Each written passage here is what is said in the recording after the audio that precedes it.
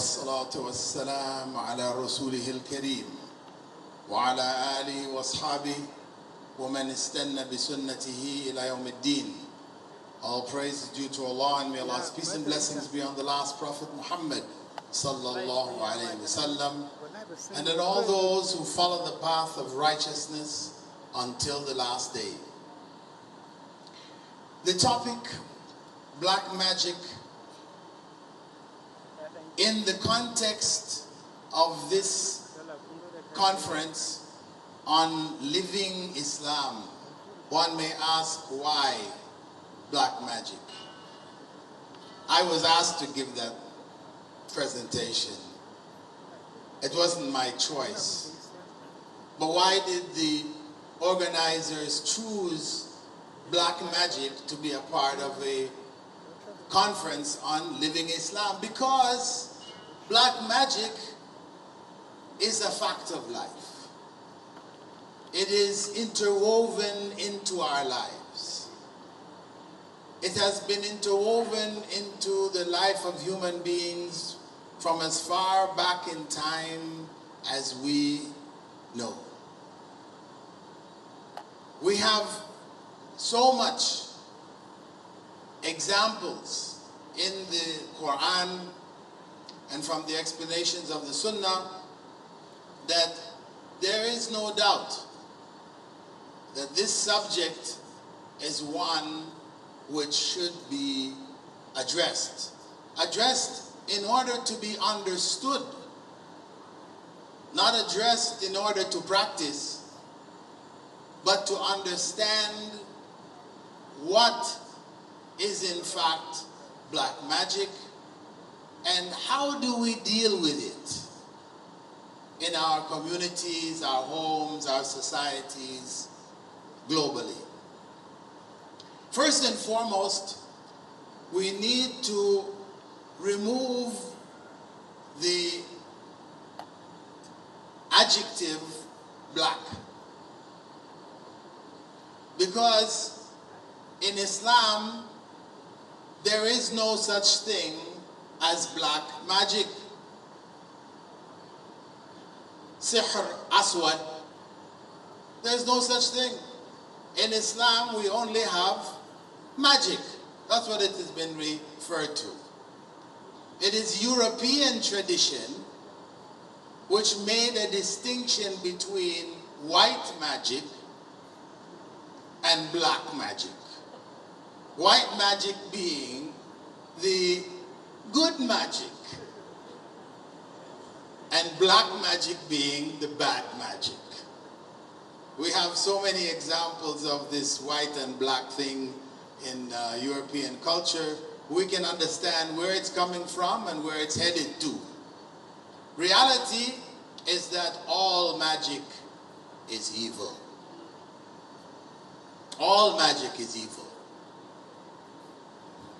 All the storybooks and movies, magazines, etc., which promote magic, Harry Potter and those before and those after, promoting this idea of good magic, white magic, from the Islamic perspective, it's all rejected. It is all evil.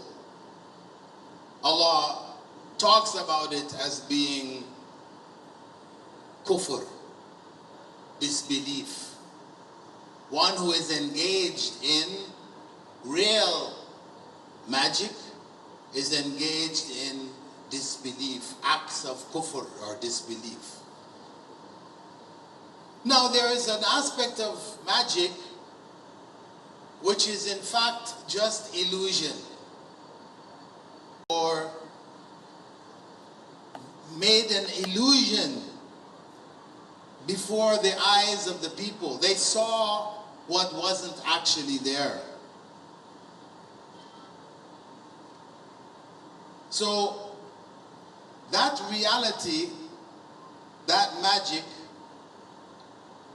from the earliest of times sought to compete with the miracles of the prophets of Allah. And that is why you find today, for example, in the West,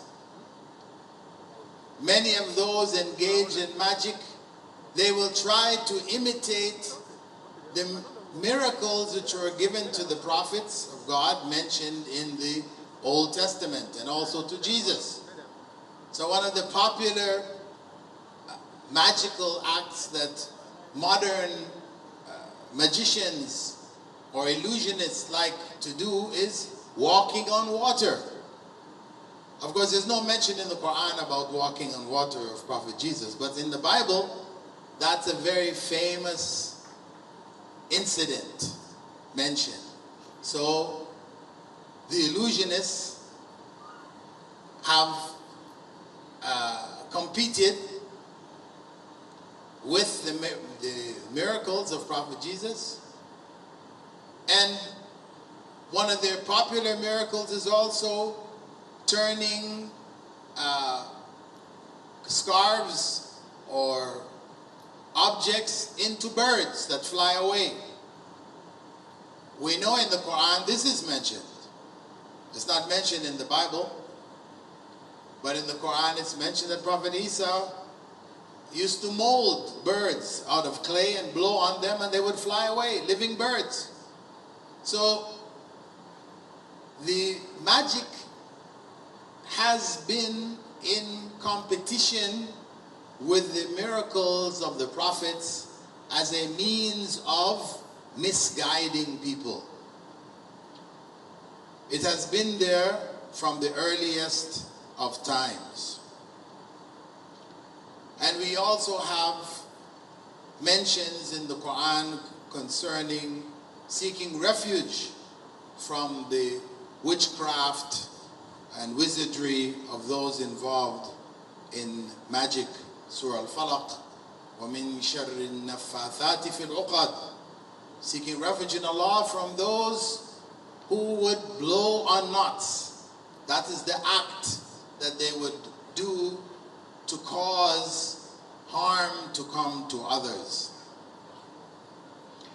So, from the Muslim perspective, Muslim scholarship, the vast majority of Muslim scholarship has accepted that magic has a reality.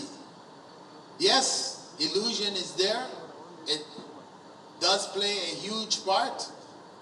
But there is, at its core, an element of real magic. However, there were some scholars who denied magic, denied the reality of magic. The first among them were the Mu'tazilites. Mu'tazilites who were around from the 8th to the 10th century of the Christian era. Among their leading scholars, people like Al-Jassas, Abu Bakr al-Jassas, he was one of the first to express the denial of magic, considering himself a rationalist, that what didn't go with human logic and reason was to be rejected. He came from a period of time when Greek philosophy entered into the body of Muslim knowledge. People introduced ideas, concepts, etc., gave them Islamic titles and names, etc., to make them acceptable, and promoted them. So the Mu'tazila were considered to be the rationalists, those who placed reason before revelation. The way of Islam is to place revelation before reason. Not that you cancel reason, but revelation has to precede reason. because reason has limitations. Revelation doesn't have those limitations because it's from Allah, the creator of all. So, with that approach, that belief of Al-Jassas from the Mu'tazila, and he was a leading Hanafi jurist. He wrote a classic called Ahkam al-Quran. You had 2 centuries later Fakhruddin al-Razi, who wrote a tafsir of the Quran, which to this day, people refer back to. It was a classic. And you also had Ibn Hazm al-Zahiri. He was a Spanish scholar based in Cordova of the 11th century. Al-Razi was a Shafi'i scholar. So people came from all the different schools of thought as we know them. And in most modern times we had not actually a scholar but a well-known Islamist, Sayyid Qutb, in his tafsir or commentary on the Quran called Fi Dhilal al-Quran. He also denies the reality of magic. And the logical argument used by Al-Jassas was that if magicians were really able to do what it is claimed that they can do, they should rule the earth. They're able to make turn lead into gold. They're able to take the treasures from the earth. They're able to take money out of your pocket without you realizing. Whatever, they're able to do all these different things. They should be the rulers of the earth. But in fact, in the various societies, we don't have any example of any magician becoming a ruler. That was the logical argument that they used. So, their conclusion was that it was not real.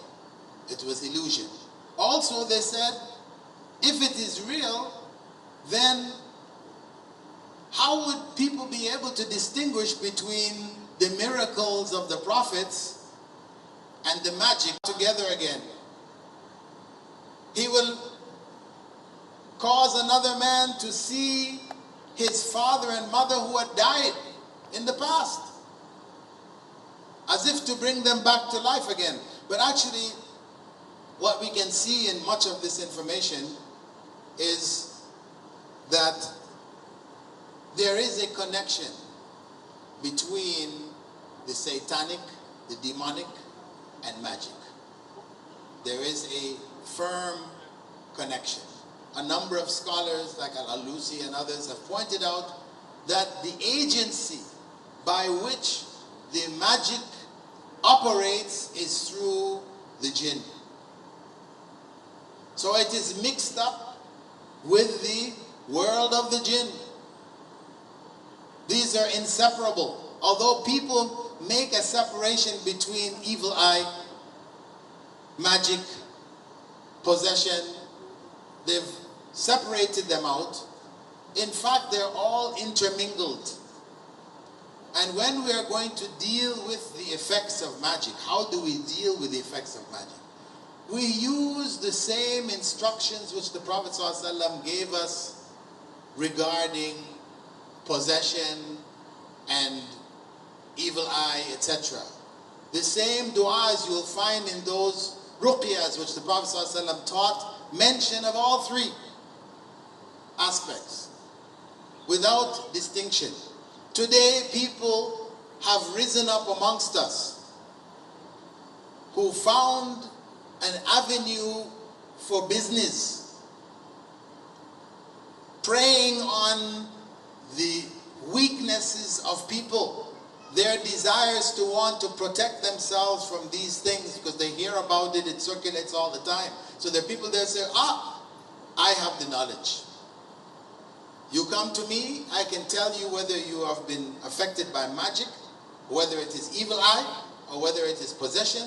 I'm able to distinguish, and I can tell you how many jinns are in you, and I can tell you when the jinn got into you, and who is responsible for it, and they can give you all these stories. And then they give you certain things to take, whether it is holy water, or it is holy oil, or they give you, things to wear, ta'weez, different things. So they have a whole pharmacy, and they're making big money. And they will tell you very openly, you come, you need some holy water, okay, we have a whole list of bottles here. We got holy water which was blown on by Sheikh Sudais. And then we have one by your local Sheikh so-and-so. This one is only so many naira, but this one, Sheikh Sudais, this has got to be more expensive. So, they've devised this. It's become big business, and people are caught up in it, unfortunately. But the reality is that we don't have to go there. We need to beware of such people, because oftentimes they will tell you, okay, you need to go at midnight to the grave of so-and-so, and you need to slaughter this animal there and spill the blood on there and wipe it on yourself, and all kinds of acts which involve elements of shirk. So Allah subhanahu wa ta'ala and the Prophet sallallahu alaihi wasallam have informed us about magic for a purpose, because we have a need for it in our day-to-day life. He has given us the various formulas that we need to utilize in order to protect ourselves from the harm of magic, as well as the harm of those who would exploit our ignorance in the name of treating magic. So beware. If anybody tells you, okay, there's a sheikh and so, you just need to send a picture of yourself by WhatsApp, and he can look at the picture and he will tell you how many jinns are on you and since when they've been on you and all this. Know that those people are fake. You have to be aware of what is real and what is not.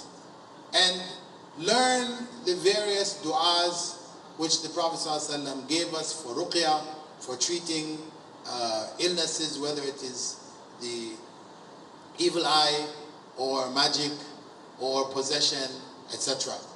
Amongst the medical treatments which the Prophet ﷺ gave, which a lot of people are not aware of, is that of truffles. Very few people use truffles. Al-kam'a. The Prophet ﷺ had said that this plant, al-kam'a, is min al-man, from manna.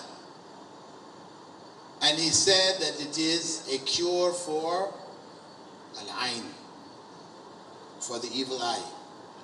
Some people take it to mean literally a physical cure if you have a sickness in your eye and they pour the water in your eye. Okay, you could interpret it that way.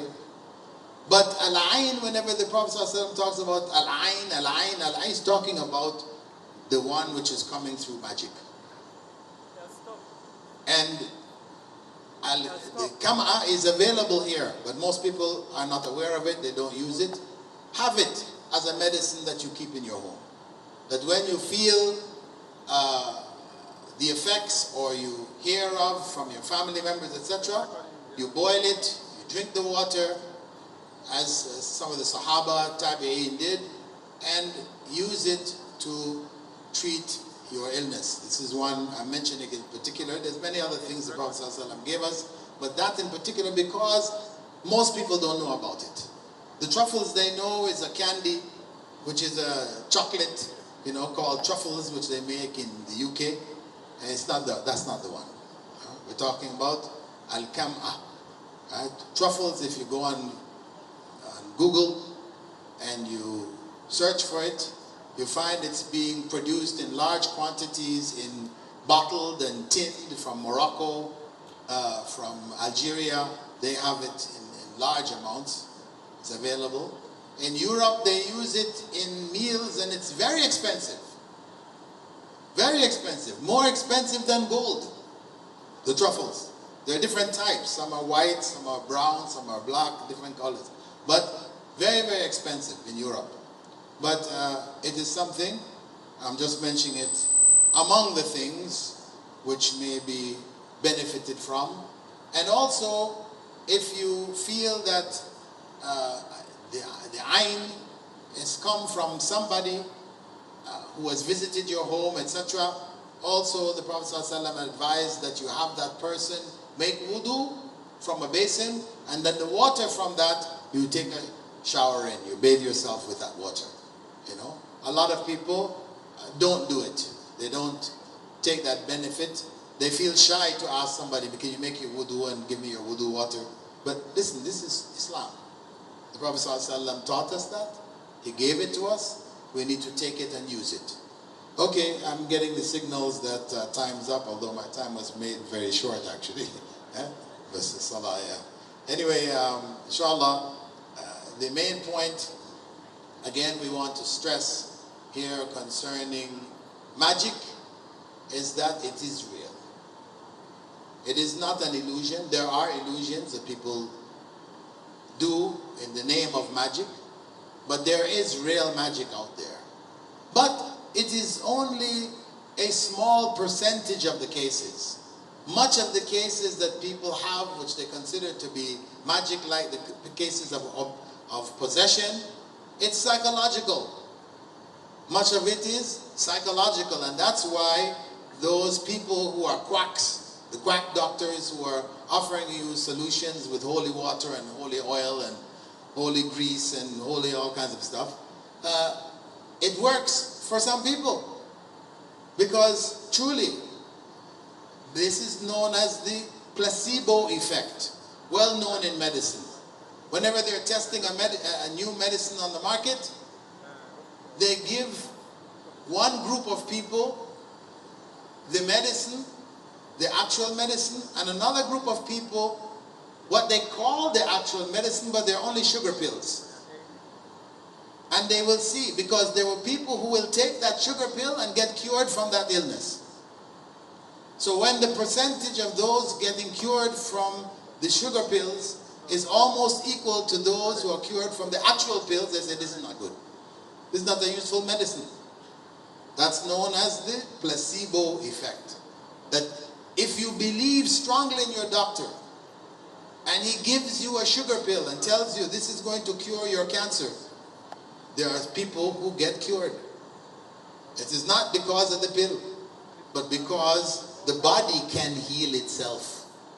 Allah has made us that way. So take what Allah has given us through His Messenger regarding magic, apply it, teach it to your family members, let them know. You're learning so many other du'as, etc.